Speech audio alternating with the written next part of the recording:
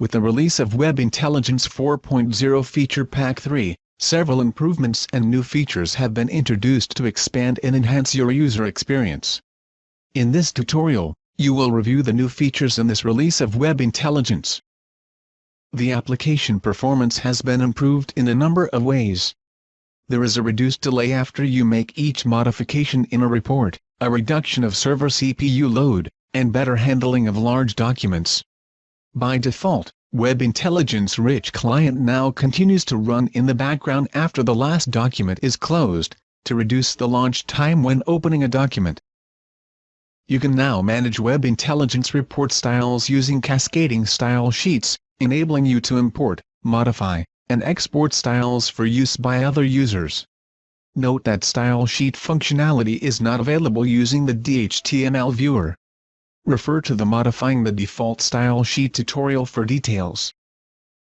Sorting is now easier to apply and manage in tables and charts. You can directly apply a sort on a dimension or measure, and access sorts without using the Manage Sorts dialog box.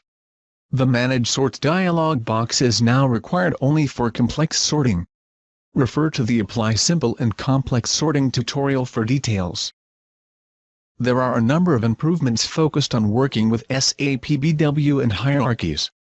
You can now merge on attributes to synchronize on key attributes when using BEX data sources, to ensure proper data synchronization without ambiguous names or language differences on names.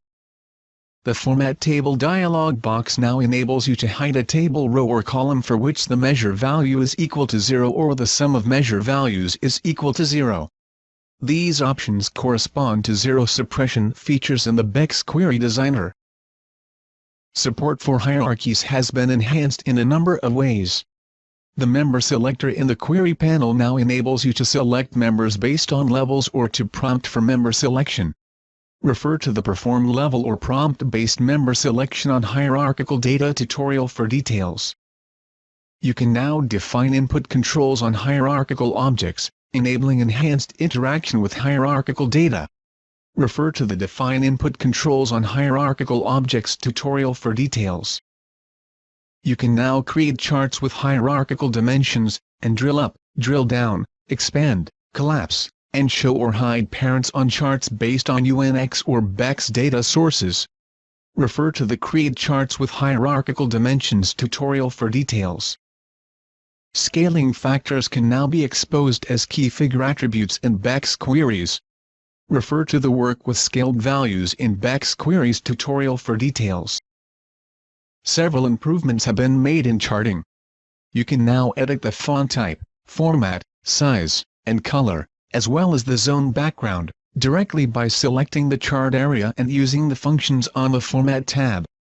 Chart color management has been improved, with color synchronization across sections. You can directly select the color to apply to a legend item. Color is also maintained during turn-into operations between charts with equivalent data assignment. Refer to the Format Charts tutorial for details.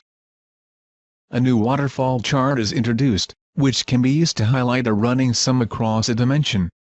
The waterfall can be based on hierarchical or non-hierarchical dimensions. The HTML viewer now features a query panel, allowing you to create documents and add or edit queries. Note that the HTML query panel currently supports UNV or UNX universe data sources only. The process of changing the data source between an OLAP SAP BW universe and a BEX query has been improved, to enable free mapping between the source universe and target BEX objects. Note that filters from the source can only map to filters in the target. At the end of the Change Data Source workflow, you must edit the query in the query panel rather than refreshing the document. You have successfully reviewed the new features in Web Intelligence 4.0 Feature Pack 3. This is the end of the tutorial.